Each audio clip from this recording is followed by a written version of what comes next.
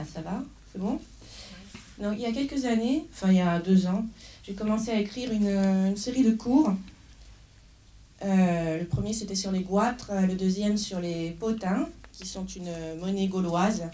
Le troisième sur Kevin Coyne, un musicien. Le quatrième, c'était sur les hamadryades, qui sont des nymphes.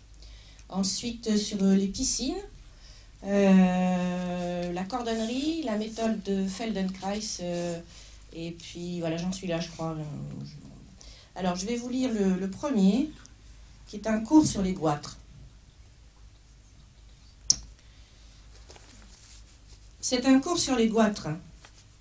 Goiters, en anglais.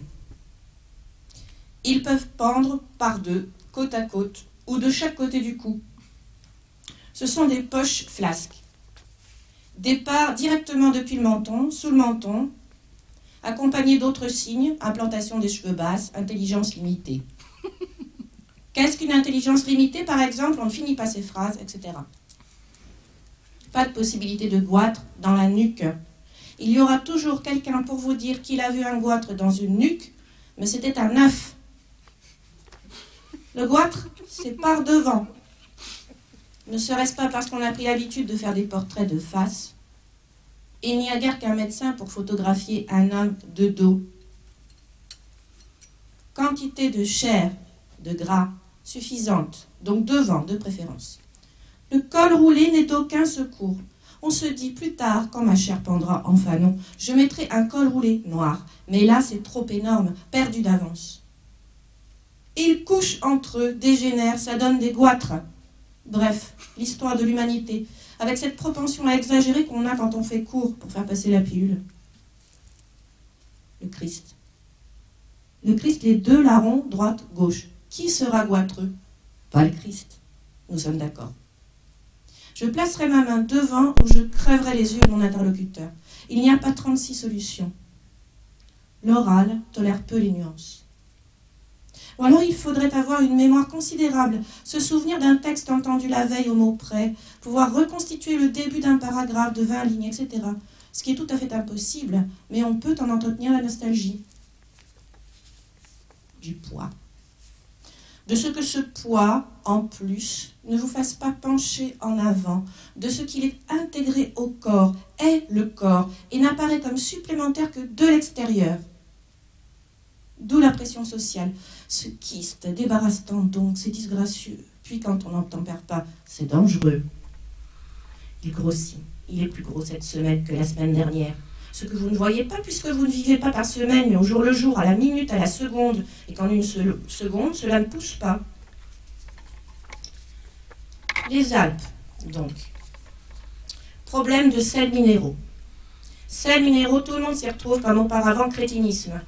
Le futur est ce moment où sels minéraux aura été remplacé par un mot encore inconnu dont je caresse la perspective, dont l'attente me fait mal ou exaspère ma sensibilité, car l'espace d'une vie est un espace de piétinement où le plus souvent on stagne, répète, gâteux, un univers de gâtisme bien emballé, où se lâche une fois un mot qu'on ne remarque pas et qui domine plus tard comme crétin à dominer ou superstructure.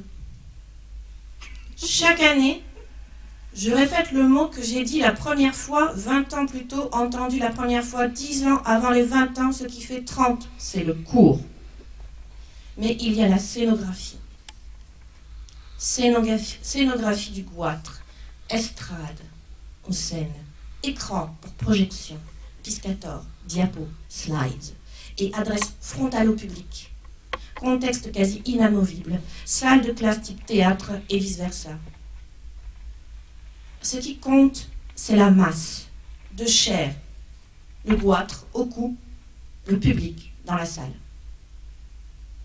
Un extrait de Las Urdes, film de Luis Buñuel, sur la misère dans une région reculée d'Espagne, qui perd ici sa dimension scientifique au bénéfice de l'artistique. La laideur physique est sans issue. On n'en fait pas des odes. Marginal dans la société, marginal dans la littérature. Peu à se payer le luxe de soutenir les crétins et les laids. Ça passe mal en vidéo. Discussion sans fin médicale sur les maladies de peau, maladies de la peau lisse, parfaite, haine du furoncle, du bouton, de la vérole, horreur de l'acné, malade de machin, la pauvre vérolée, Alzheimer, d'accord, mais pas du pu, pas de petits cratères qui restent une fois qu'il est sorti.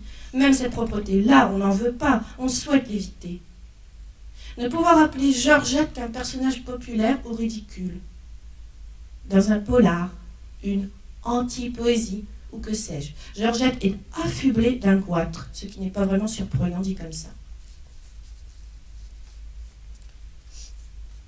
Un cours sur les goitres. Goiters en anglais. Parce que je ne vois vraiment pas comment je pourrais renverser la tendance de 3000 ans de civilisation, où d'abord on lapide les goitreux, ensuite on les met à l'isolement en les associant aux crétins, puis on les traite à l'hôpital. Touche autobiographique. J'habite dans les Alpes basses, les basses Alpes, d'où sensibilité accrue ou cliché. On a supprimé tous les goitreux. En 15 ans, je n'en ai pas vu un seul, population non grata pour le moins. À bien y réfléchir, je n'ai pas croisé un seul crétin non plus. Ah si, une fois. Un garçon volumineux, avec une tête énorme, il aura échappé à l'eugénisme, détendu dans nos sociétés. Un eugénisme décontracté. Il n'y a pas beaucoup de goitreux dans les livres, il n'y a pas de chars nazis dans les corsos fleuris. Ça m'a frappé. Hier, en assistant au défilé des chars, alors que j'étais venue chercher dans la foule un goitreux échappé au carnage. Un cours est toujours une enquête. Quand le bord de votre menton rejoint en ligne droite la base de votre cou, c'est mauvais signe. Ginsberg disait que la littérature, c'est écrire tout ce qui vous passe par la tête. C'est incroyable ce que les gens peuvent être complaisants, voire serviles, dès qu'il s'agit de public, conquête supposée d'un public, ou encore pire, du public, ce qui ne veut rien dire. Il suffit d'assister aux débats qui suivent les lectures publiques et à leur concours d'anecdotes. Vous aussi, madame, vous étiez à Alger en 53, quelle coïncidence, etc. Plutôt des questions de cours. Il y en a qui ont la taille de véritables ballons de football. Ne pas être complaisant ne signifie pas se rendre inaccessible.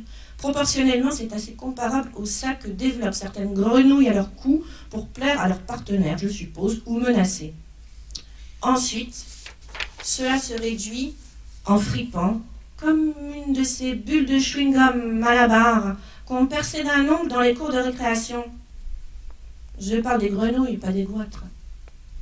J'ai lu, et je le redis, je le dis, puisque je dis ce que j'ai lu, que dans certaines populations, régions, ça viendrait de ce qu'on ne mange que des pommes de terre. La pomme de terre, c'est le pain du pauvre. La chicorée, c'est le café du pauvre. L'œuf de Lompe, c'est le caviar du pauvre, à libitum. Le topinambour, c'est la pomme de terre du pauvre. Comme on voit, ça tient dans une construction syntaxique presque indigente, là où le tatata, c'est tatata. Dont tout le monde se contente, et dont la reprise et les variations rendent fiers. La pomme de terre est une bénédiction, mais pas à chaque repas. Longtemps, je me suis refusée aux citations. En France, c'est une sorte de trouble obsessionnel compulsif. Le petit Robert s'en tient à une règle simple. Une entrée, une citation. Par exemple, à Cosmopolite, je cite, « un grouillement cosmopolite inimaginable. Loti. » Mais il y a de ces orateurs à la radio qui, une fois lancés, ne s'arrêtent plus. Citation sur citation dans ce processus cumulatif, quantitatif, caractéristique de la conception d'une culture par couches successives, rembourrage, bourrage, plus on en sait, mieux c'est. Dégager une citation, cela sous-entend que le reste n'est pas citation, que ces deux sont crus. Bon. C'est un cours sur les goitres, et ça ne me dérange pas d'en donner une.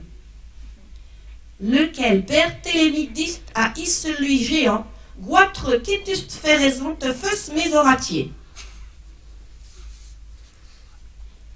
Il y a quelques goitreux en peinture qu'on repère, qu'on note, qui deviennent le thème principal d'une communication à propos desquelles on brode, mais pas toujours jusqu'à avancer que le goitre est une couille au cou en peinture. Non que l'université soit pudique, mais elle n'a pas d'inconscient. C'est une perte considérable, dont on n'a pas encore mesuré la portée. Heureusement, il y aura toujours quelqu'un pour rattraper les cours. Une estrade, un orateur, triste, une petite séparation publique-non publique, flottante à l'occasion, rien de plus simple. Une motivation. Partout ailleurs en Europe et dans le monde, on rattrape les cours. À Sumatra, on rattrape les cours. Parfois, cela s'accompagne d'une exophtalmie. Toute exophtalmie n'est pas le signe afférent d'un goitre. Les maladies produisent des formes. Les maladies produisent des formes inhabituelles ou recontextualisent des formes déjà existantes. Poche, poire, tache. Ces formes, souvent, n'enthousiasment pas le public. À Chicoutimi, on rattrape les cours. La personne disparaît derrière la forme.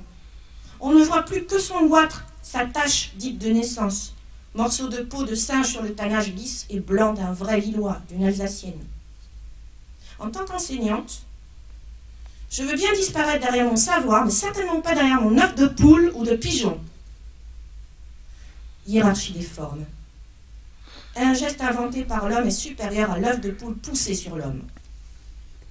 À Tachkent, on rattrape les cours. Bien sûr qu'un cours sur les goitres donné sur un lit de sel serait plus efficace. Mnémotechnique. Mais nous n'avons pas les moyens. La rétention, iode, savoir, est un problème typiquement humain auquel nous apportons d'infinies solutions. Pastilles d'iode, récitation de poésie, ordinateur naturellement. Explosion d'une centrale nucléaire égale goitreux sur 10 générations. Au Cap, on rattrape les cours. Je promène avec moi toute une salle de professeurs. Nous allons de ci, de là, indiquant des détails, rappelant des données, posant des questions, offrant des réponses, naviguant détendu dans les variations de timbres et de débits, dessinant des sinuosités et marquant des arrêts brusques pour mieux tétaniser. Parfois, nous prenons place parmi les crétins et nous réfléchissons ensemble. Je me disais, comment leur faire coûte que coûte un cours sur les goitres sans qu'ils fuient, prétextant une envie pressante ou capoter sur les origamis, c'est mieux. Et tout cela, sans moyens, sans lit de sel pour flatter le regard. Nous tenons là où tous les autres ont lâché. C'est ainsi. Donc une poche à la fois compacte et molle de l'ancien français goitron, gorge, XIIe siècle, du latin populaire guturio, onis, de gutur, gorge, en anglais goiter. Il s'agit de mobiliser un public relativement homogène, suffisamment apte pour mémoriser la série. Voilà, merci.